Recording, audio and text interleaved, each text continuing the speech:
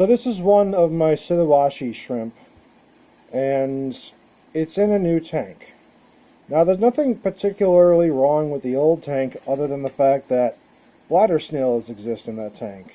And, well, I really don't like bladder snails, and when you're trying to breed shrimp, they can be a bit of a hindrance, just because when you feed a shrimp, oftentimes the snails will pile on the food before the shrimp can really get to it, and then, well, then it's very difficult to actually feed your shrimp. But Seluwessi shrimp are not like other types of dwarf shrimp. They don't really like to eat pellet food. It's very hard to convince them to do that, even if they're right next to some. Now, my pellet food that I feed is loved by pretty much every invertebrate that I've ever kept. But Seluwessi shrimp really are one of those kinds of creatures that stick to the wild stuff.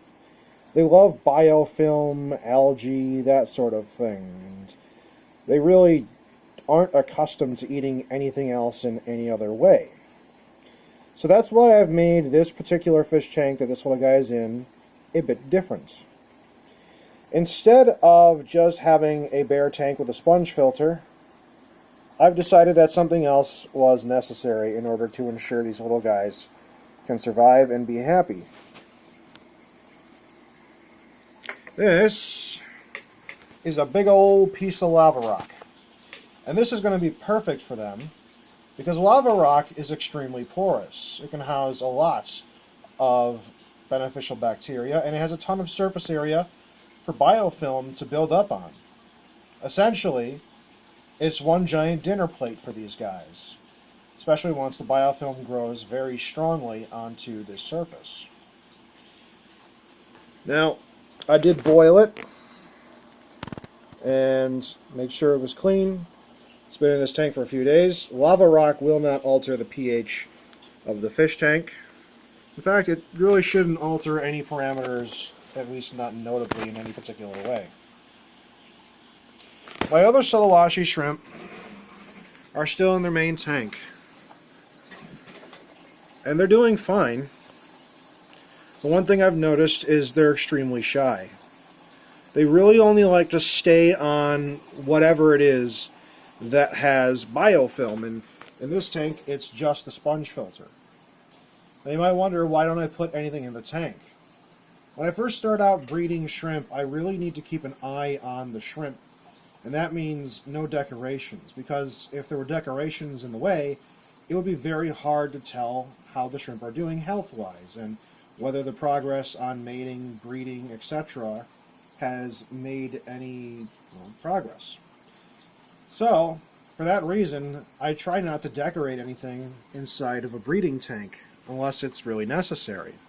At a certain point, I'll add things like plants and such to help maintain nitrate levels and ensure a more natural ecosystem within the tank. However, the methodology in which I have to go about keeping these little shrimps, these Seluwessi shrimps, is very specific. They're just not like any of the other shrimps. They really need a different way to live. And there's not much you can do about that other than to try and accommodate them. So that's why I am using this giant lava rock. It's pretty much the only way to ensure that they get what they need. They are very shy shrimp. Whenever I come close to the tank, they will see me and thus hide. So in that respect, they're not very fun.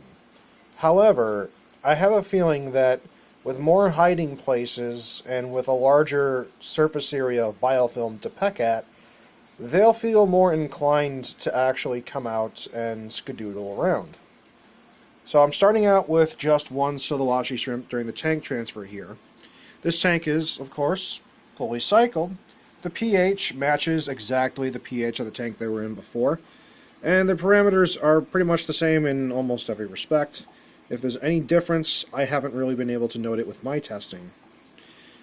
So I will slowly begin transferring them, but I first want to start with just one shrimp and go one at a time because, well, transferring shrimp in any way is stressful for them, and I want to ensure that the new tank is going to do well for them, and once I see this little guy skadoodle about and happy, I'll start transferring the rest over, because Seluwessi shrimp also don't like to be alone. They much prefer to be in groups.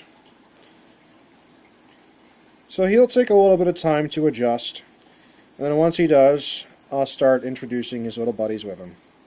So that's the update on the Seluwessi tank. They're getting transferred to a tank with more surface area for them to have food, and is free of snails. Once all the Seluwessis are pulled out of that tank, I'm going to have my goldfish go in there and eat all the bladder snails. I absolutely hate bladder snails with a burning passion, and once you get them in there, they're impossible to get rid of fully, at least in my experience. So, fingers crossed that I find a solution. But this will be a better tank for them regardless.